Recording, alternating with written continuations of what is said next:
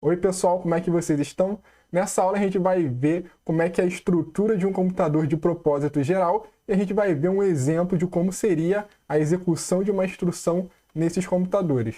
Então primeiro a gente vamos relembrar um pouco da história da evolução dos computadores. A gente teve computadores construídos como dispositivos mecânicos, eletromecânicos e dispositivos eletrônicos.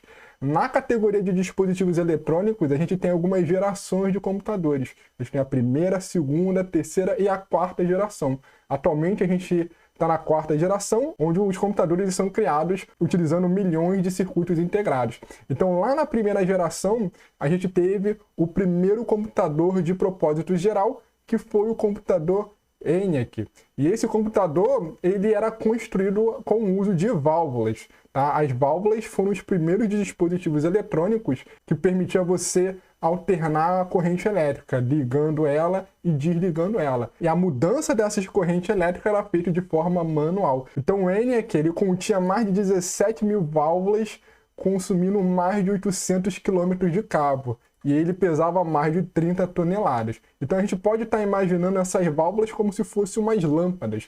Então, para a gente programar nesse computador, a gente precisava estar ligando e desligando alguma dessas válvulas para o computador ele executar alguma determinada operação. Então a programação dele era feita através desse manuseamento de 6.000 chaves para estar modificando essas válvulas. Então era muito trabalhoso estar programando isso e era muito comum uma dessas válvulas acabarem queimando. Então tem aí uma estatística de que a cada 5 minutos uma dessas válvulas eram queimadas.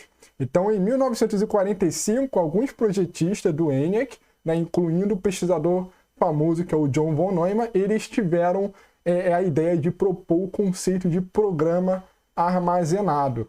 Então, o programa ele consiste em um conjunto de instruções e a ideia é que esse programa fosse primeiro carregado numa memória.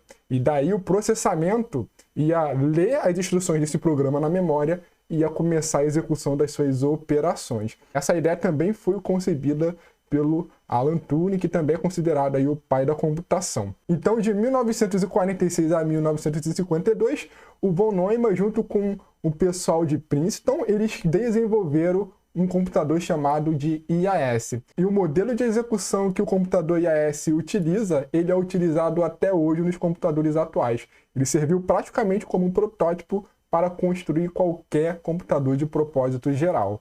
Então, o principal nome que ficou aí na história foi do físico e matemático John von Neumann, que estava na equipe que construiu o computador IAS.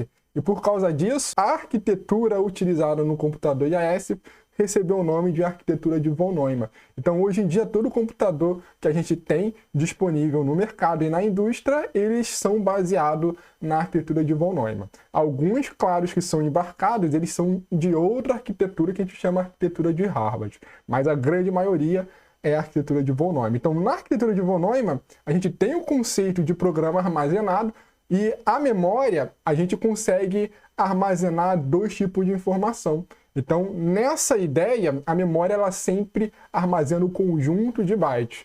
E esses bytes eles podem representar tanto as instruções do programa, quanto os dados desse programa que vão ser utilizados durante a sua execução. Então, hoje a gente tem uma variação da arquitetura de von Neumann, porque na época não tinha um conceito de hierarquia de memória.